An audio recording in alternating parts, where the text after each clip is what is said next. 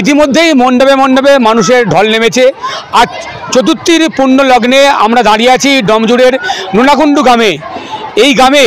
এই গ্রাম সহ ডমজুড়ের আশপাশের বেশ কয়েকটি গ্রামের একেবারে প্রান্তিক পরিবারের যেসব ছেলে মেয়ে যাদের হয়তো এখনও তাদের একটা নতুন জামা কাপড় কিনে দিতে পারিনি, দিনহানা দিন খাওয়া পরিবারের যিনি কর্তা, আর সেই তাদের কথা ভেবে এবার এগিয়ে এলো ডমজুড়ের একেবারে ভূমিপুত্র, নোনাকুণ্ডুর ভূমিপুত্র প্রবাসী দুই যুবক, যারা দেশ থেকে কয়েক হাজার অর্থাৎ নোনাকুণ্ডু থেকে কয়েক হাজার কিলোমিটার দূরে থাকেন লাওসে।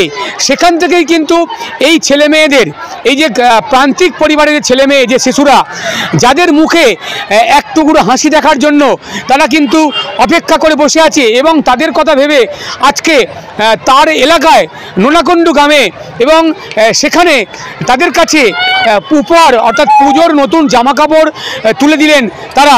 এই উপহার প্রদান অনুষ্ঠান চলছে। আমরা দেখতে পাচ্ছি যে অভিজিৎ কোলে এবং দেবজিৎ কোলে এই গ্রামের ভূমিপুত্র, তাদের যে তৈরি করা যে আনুষ্ঠানিক ভবন, সেই ভবনেই কিন্তু চলছে এই অনুষ্ঠান, ভবনের ভিতর চলছে। এই অনুষ্ঠানে উপস্থিত রয়েছেন বিভিন্ন সমাজের বিভিন্ন সমাজসেবী থেকে শুরু করে তারই ছোটোবেলার স্কুলের দুজন শিক্ষক এবং সমাজসেবী সুবীর চ্যাটার্জি সহ আরও অন্যান্যরা। সেখানে আমরা দেখতে পাচ্ছি একেবারে কচিকাচাদের হাতে প্রায় 1200 কচিকাচা, 1200 ছেলে মেয়ের হাতে কিন্তু তুলে দেওয়া হচ্ছে এই উপহার। যে ছবি আমরা ডমজুড়ের নোনাকুণ্ডু গ্রামে যে দুই যুবক মাতৃভূমির প্রতি যাদের অগাধ টান, দেবজিৎ কোলে এবং অভিজিৎ কোলে সারা বছর কিন্তু এই গ্রামের প্রান্তিক মানুষগুলোর পাশে দাঁড়ায়, এক কথায় বলা চলে একেবারে বটগাছের মতো ছায়া প্রদান করে। আরও রয়েছেন পিছন থেকে তাদের মাতৃদেবী, অর্থাৎ তাদের যে প্রেরণা, তাদের প্রেরণার যোগান যিনি, সেই মাতৃদেবী গায়ত্রী দেবী কোলে, তারও কিন্তু পূর্ণ সমর্থন রয়েছে মানুষের সেবা করার জন্য। সারা বছর বিভিন্ন সামাজিক কর্মকাণ্ড তিনি করেন। আজ কিন্তু প্রতি বছরের মতো এই মহা চতুর্থীর পুণ্য লগ্নে একেবারে শিশুদের মুখে হাসি ফোটানোর জন্য তারা কিন্তু তাদের পোশাক পাঠিয়েছেন সুদূর লাওস থেকে। এক কথায় কয়েক হাজার কিলোমিটার দূরে থেকেও যাদের কথা ভাবছে সেই দুই ভাই। শুধু তাই নয়, আগামী যে দীপাবলি বা কালী পুজো, এই কালী পুজোতেও কিন্তু এই এলাকার যে সকল মায়েরা আছে যারা হয়তো পরিবার থেকে কিছুটা বিচ্ছিন্ন, তাদের সন্তান পরিজনরা তাদেরকে হয়তো দূরে ঠেলে দিয়েছে, তাদের কথা ভেবে কয়েক হাজার সেই মা, সেই অসহায় মায়ের হাতে তারা কিন্তু বস্ত্র উপহার অর্থাৎ নতুন শাড়িও তুলে দেয়।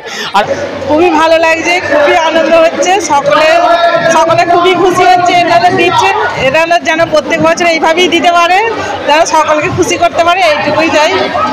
আমাদের খুবই ভালো লাগে। সকলে বহু লোকে আছে কিন্তু গরিবদের পাশে কে দাঁড়ায়, এই তো গরিবদের দিচ্ছে, এই জন্য ভালোই আছে। ভগবানের কাছে কি বলো, ওরা আরও দিতে পারে যেন, এটুকুই চাই, যেন আরও দিতে পারে, আরও বড় হোক, ভালো হোক ওদের, এইটুকুই চাই।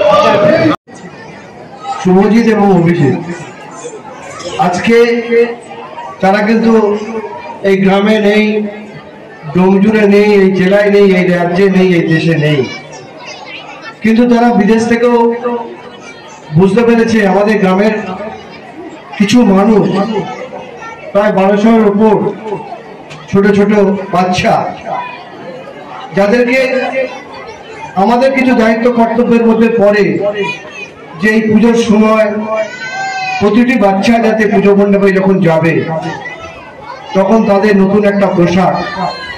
আমরা যখন ছোট ছিলাম তখন হয়তো দিনে আমাদের পুজো সপ্তমী, অষ্টমী, নবমী, দশমী এত আমাদের পোশাক পরিচ্ছদ হতো না। আমরা সেই একটা পোশাককে নিয়েই আমরা 4 দিন পড়তাম। তার মধ্যে কি উন্মাদনা, তার মধ্যে কি আবেগ, সেটা ভাষায় প্রকাশ করা যাবে না। তাই তারা আজকে বুঝেছে যে আমরা বিদেশে থাকতে পারি, কিন্তু আমাদের গ্রামের কথা, আমাদের গ্রামের ছোট ছোট বাচ্চাদের মনের কথা তারা তাদের অনুভূতির মধ্য দিয়ে সঞ্চারিত হয়েছে। শুধু এই পুজোর মৌসুমে নয়, মাস্টারমশাই বলছিলেন, স্বপনদা বলছিলেন, এই এলাকা নয় সারা ডমজুড়ের মানুষের যখনই কোনো প্রয়োজন হয়েছে, যখনই কোনো সেবা করার জন্য তাদের কাছে প্রস্তাব গেছে, সব দুই ভাই অভিজিৎ এবং দেবজিৎ তারা সব সময় মানুষের পাশে থেকেছে। তাই আমি ভগবানের কাছে প্রার্থনা করবো চতুর্থীর পূর্ণ লগ্নে ওপরবেলা তাদেরকে আরো বেশি করে আশীর্বাদ করুক, আমাদের গ্রামকে নয় সারা ডোমজুরকে যাতে ওরা সেবার মধ্য দিয়ে তারা আরো বেশি এগোতে পারে। প্রতি বছরের ন্যায় এবছরও সত্য সাই ফাউন্ডেশনের পক্ষ থেকে দেবজিৎ অভিজিৎ কোলে মা গায়ত্রী দেবীর পক্ষ থেকে আমরা এই বাচ্চাদের বস্ত্র বিতরণ উপহার করি। এবছরে আমরা 1200-র ওপরের ছেলে মেয়েকে আমরা জামা প্যান্ট দিয়েছি বাচ্চাদের, মেয়েদের, ছেলেদের। আর বা দিওয়ালির সময় আমরা মা বোনেদের কাপড় বিতরণ আমরা করি। আপনারা জানেন তারা আমরা ইন্ডিয়ার বাইরে থাকে, ইন্ডিয়ার বাইরে থেকেও যে আমাদের এই পশ্চিমবাংলা বা আমার নোনাকুণ্ডু, উত্তর ঝাঁপড়া প্রতিটা গ্রামের 18টা গ্রামকে আমরা নিয়ে এই বাচ্চাদের আমরা যে কোনো দিয়ে আমাদের সকলকে নিয়ে আমাদের এই দেবজিৎ কোলে অভিজিৎ কোলের ওদের অর্থে আমরা সত্যসাই ফাউন্ডেশনের পক্ষ থেকে আমরা এটা বস্ত্র বিতরণ করি। আমরা ভাবতে পারি না যে দেশের বাইরে থেকেও এই গ্রামের জন্য এত কিছু ভাবা যায়, এটা ওদের পক্ষেই সম্ভব। আর কারো পক্ষে সম্ভব কিনা আমার তো চোখে পড়েনি যে এইভাবে মানুষের জন্য পাশে থাকা যায়। শুধু কাপড় বিতরণই নয়, কারো মেয়ের বিয়ে আটকে গেছে আমরা ফোন করি, আমি বা সুভাষদা ফোন করলেই ওরা যা হয় টাকা পাঠিয়ে দেয়। কারণ ধরুন ছেলে মেয়ে হসপিটালে ভর্তি হয়েছে, তাদের পাশে দাঁড়াবার জন্য আমাদের ফোন করে, আমরা ফোন করি, তারা যতটুকু সাহায্য করার দরকার আছে। এমনকি ওরা সত্যসাই ফাউন্ডেশনের যে আছে ওদের হসপিটাল আছে সেখানে পর্যন্ত আমরা বাচ্চাকে পাঠিয়েছিলাম। যদি বা আমরা সেটা ফলস্বরূপ হতে পারি, কিন্তু চেষ্টা আমরা চালিয়ে যাচ্ছি যাতে আরও বড় কিছু করতে পারি। ওদের চিন্তাভাবনা আছে আমাদের এই সত্যসাই ফাউন্ডেশনের একটা হসপিটাল হবে আমাদের কলকাতাতে, এটা একটা বড় গর্বের ব্যাপার আমাদের সত্যসাই ফাউন্ডেশনের পক্ষ থেকে। শুধু তাই না, টোটাল ভারতবর্ষ জুড়ে সত্যসাই ফাউন্ডেশন এই কাজ করে চলেছে, তার মধ্যে ওরা ওপর দিকে একজন।